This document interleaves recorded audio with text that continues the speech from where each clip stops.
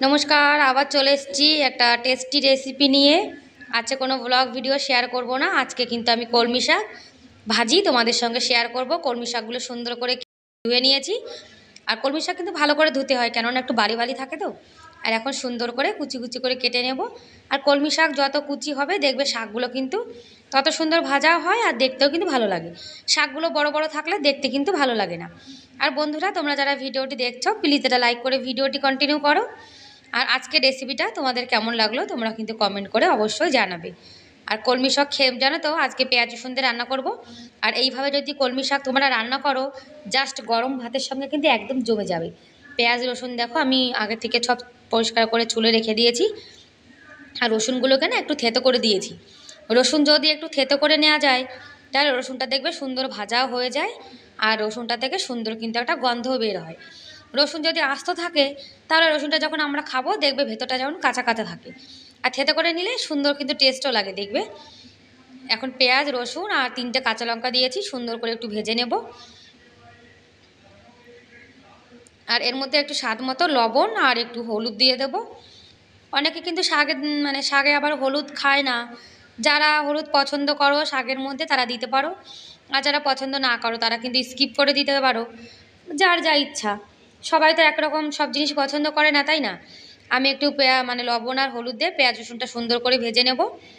একদম কিন্তু কালো কালো করে ভাজবো না, হালকা একটু ভেজে নেব, যাতে রসুন আর পেঁয়াজ থেকে হালকা যে গন্ধটা আসে সেটা যাতে চলে যায়। আর শাকটা দেখেছো এখন তো মনে হচ্ছে যেন অনেকটা হয়েছে, কিন্তু যখন আমরা একটু কড়াইতে রেখে অনেকক্ষণ একটু ভাজবো তখন দেখবে শাকটা কিন্তু অনেকটা কম হয়ে যায়। কিছু কিছু শাক কিন্তু ভাজলে দেখবে কমে যায়, আবার কিছু কিছু শাক কিন্তু কমে না। আর বন্ধুরা, আজকে রেসিপিটা কেমন লাগলো তোমরা তো অবশ্যই কমেন্ট করে জানাবে। আর যদি ভালো লাগে তাহলে প্লিজ এটা লাইক করে দিও। আর তোমরা আমার চ্যানেলে আজকে যারা নতুন আর ভিডিওটি দেখছো, তোমাদের যদি আজকে রেসিপিটা ভালো লেগে থাকে তাহলে প্লিজ একটা লাইক করে আমার এই ছোট্ট চ্যানেলের পাশে থাকতে পারো। আর যে দিদিভাইরা আমার চ্যানেলটাকে আগে থেকেই সাবস্ক্রাইব করে দিয়েছো আর একটা লাইক করে ভিডিওটি দেখো, তাদেরকে অনেক অনেক ধন্যবাদ। যারা নতুন নতুন দেখছো, তোমাদের যদি আমার রেসিপি ভালো লাগে আর এরকম রেসিপি তোমরা আরও দেখতে চাও তাহলে আমার চ্যানেলটাকে সাবস্ক্রাইব করে পাশে থাকা বেল বাটনটা প্রেস করে দেবে। তার আগে থেকে যখনই আমি কোনো ভিডিও দেব তখন কিন্তু সবার আগে তোমাদের কাছে চলে যাবে। আর এখন না শাকটা একটু ঢাকা চাপা দিয়ে দেবো। শাকটা ঢাকা চাপা দিলেও হয়, আবার না দিলেও কিন্তু হয়। আর আমি একটু ঢেকে দিচ্ছি, তাহলে কিন্তু তাড়াতাড়ি সেদ্ধ হয়ে যাবে। তোমরা চাইলে ঢাকনা দিয়ে নাও ঢাকতে পারো। আর 5 মিনিট পরে ঢাকনাটা সরিয়ে একটু নাড়িয়ে দেবো।